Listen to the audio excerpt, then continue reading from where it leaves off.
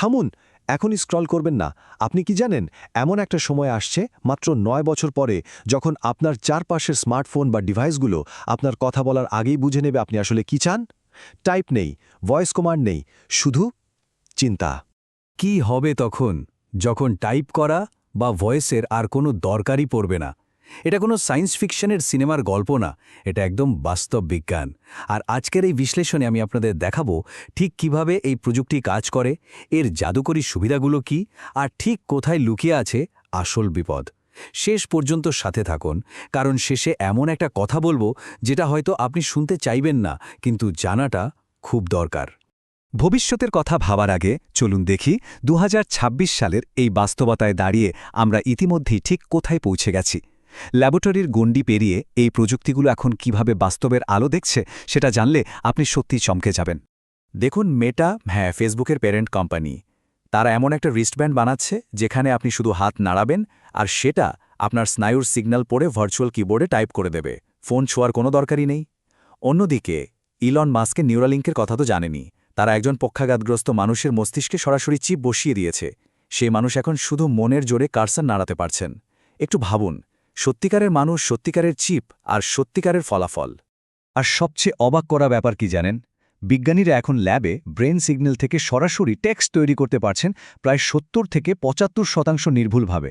হ্যাঁ, এটা এখনও হয়তো ১০০ ভাগ নিখুঁত না, কিন্তু একটু মনে করে দেখুন, মাত্র কয়েক বছর আগেও কিন্তু এই হারটা একেবারে শূন্য ছিল। প্রশ্ন হল, এই রকেট গতিতে চললে ২০৩৫ সালে গিয়ে আমরা ঠিক কোথায় দাঁড়াব?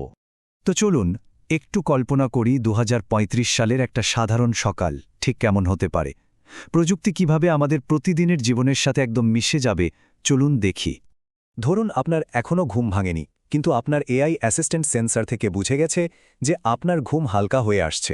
সে নিজে থেকেই কফি মেকার অন করে দিল। আপনি উঠলেন, বন্ধুকে মেসেজ করার কথা মাথায় এলো। ফোন তুলতে হলো না, একটা হালকা কবজির মুভমেন্টেই মেসেজ চলে গেল। বিশেষজ্ঞরা বলছেন ২০৩৫ সালের এআই শুধু আপনার কমান্ড শোনার জন্য বসে থাকবে না। আপনার হার্ট রেট, ঘুমের ধরন, এমনকি স্ট্রেস লেভেল বিশ্লেষণ করে সে আগে থেকেই বুঝে নেবে আপনি কি চান। এই পর্যায়ে এসে একটু স্বস্তির কথাও বলি।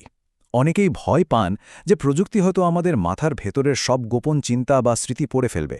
না, এই মুহূর্তে প্রযুক্তির নির্দিষ্ট কিছু ইচ্ছাকৃত সিগন্যালই শুধু পড়তে পারে, আপনার স্বতঃস্ফূর্ত কোনো স্মৃতি নয়। কিন্তু ২০৩৫ সাল যখন আসবে, এই মানসিক আর শারীরিক কানেকশনটা কিন্তু আরও অনেক বেশি গভীর হয়ে যাবে। আর ঠিক এখানেই আসে একটা বড়সড় সতর্কবাণী। একটু ভেবে দেখুন তো, আপনি যদি ডিভাইসকে আপনার মনের সিগন্যাল দেন, তাহলে সেই গভীর ব্যক্তিগত ডেটাগুলো আসলে কোথায় যাচ্ছে? এই ডেটাগুলো যদি ট্রান্সমিট হয়, তার সাথে যে স্থায়ী ঝুঁকিগুলো জড়িয়ে আছে সেটা কিন্তু এখন আর এড়িয়ে যাওয়ার কোনো উপায় নেই। একটা সহজ উদাহরণ দিই। ধরুন আপনার আঙুলের ছাপ চুরি হলো। সেক্ষেত্রে আপনি চাইলে পাসপোর্ট বা অন্য আইডি বদলে ফেলতে পারেন। কিন্তু আপনার ব্রেইন ডেটা চুরি হলে কি হবে? সেটা বদলানোর কোনো উপায় নেই, কারণ আমাদের মস্তিষ্ক একটাই। এই ডেটা চুরি হওয়া মানে একদম চিরস্থায়ী একটা ক্ষতি, যা আপনি কোনোভাবেই আর আগের অবস্থায় ফিরিয়ে আনতে পারবেন না। আর ঠিক এই ভয়াবহ ঝুঁকির কারণেই এখন বিশ্বজুড়ে একটা নতুন আলোচনা শুরু হয়েছে, যাকে বলা হচ্ছে নিউরো রাইটস বা মানসিক অধিকার। সহজ ভাষায়, মানুষের ব্রেইন ডেটা আর মানসিক গোপনীয়তাকে যে কোনো অননুমোদিত অ্যাক্সেস থেকে বাঁচানোর জন্য তৈরি আইনি কাঠামো। কারণ প্রযুক্তি যত শক্তিশালী হবে, এর অপব্যবহার ঠেকাতে দায়িত্ব ঠিক ততটাই বাড়াতে হবে। পৃথিবীর অনেক দেশ ইতিমধ্যেই এই হুমকিটাকে খুব সিরিয়াসলি নিতে শুরু করেছে। জানেন তো, চিলি ইতিমধ্যেই ব্রেইন ডেটা সুরক্ষায় আইন পাস করে ফেলেছে। পৃথিবীর প্রথম দেশ হিসেবে তারা এই ঐতিহাসিক পদক্ষেপ নিয়েছে। তার মানে বুঝতেই পারছেন, মনের গোপনীয়তা রক্ষার বিষয়টা আর শুধু ভবিষ্যতের কোনো কাল্পনিক আলোচনা নেই। এবার আমি আমার নিজের একটা অভিমত শেয়ার করি। এত সব ঝুঁকির কথা শুনে আপনি হয়তো ভাবছেন এই প্রযুক্তি পুরোপুরি থামিয়ে দেওয়া উচিত, কিন্তু আমি চাই না এটা থামুক। কেন জানেন? কারণ একজন পক্ষাঘাতগ্রস্ত মানুষ, যিনি হয়তো বছরের পর বছর কথা বলতে পারেন না, তিনি যদি এই প্রযুক্তির কারণে আবার যোগাযোগ করতে পারেন, সেটা এক কথায় অলৌকিক।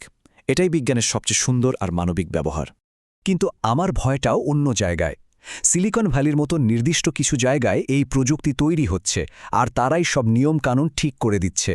অথচ বাংলাদেশ বা দক্ষিণ এশিয়া সহ সারা বিশ্বের কোটি কোটি মানুষ হবে এর প্রধান ব্যবহারকারী, যাদের এই নিয়ম তৈরিতে কোনো ভূমিকা থাকবে না। তারা সিদ্ধান্ত নেবে আর আমাদের সেটা মেনে নিতে হবে। এই চিত্রটা বদলাতে হলে আমাদের এই বিষয়গুলো সম্পর্কে জানতে হবে, বুঝতে হবে এবং প্রশ্ন করতে শিখতে হবে। আপনি যদি এই বিশ্লেষণটি এতদূর পর্যন্ত দেখে থাকেন তাহলে আপনি সেই মানুষ যে আসলে প্রশ্ন করতে চায়। আর ঠিক এই প্রশ্নটা দিয়েই আজকের পর্ব শেষ করতে চাই। আমরা কি সত্যি বড় বড় কর্পোরেশনগুলোর হাতে নিজেদের সবচেয়ে ব্যক্তিগত ব্রেইন ডেটা তুলে দিতে পুরোপুরি প্রস্তুত? আপনি কি এমন একটা ফোন ব্যবহার করতে চাইবেন? কমেন্টে জানান। আমি প্রতিটা কমেন্ট পড়ি। আর এই বিশ্লেষণটি ভালো লাগলে একটা লাইক দিন, সেটা আমাদের অনেক সাহায্য করে। এমন আরও আলোচনা পেতে সাবস্ক্রাইব করে বেল আইকনটি চেপে রাখুন। দেখা হবে পরের পর্বে। ততক্ষণে ভাবতে থাকুন।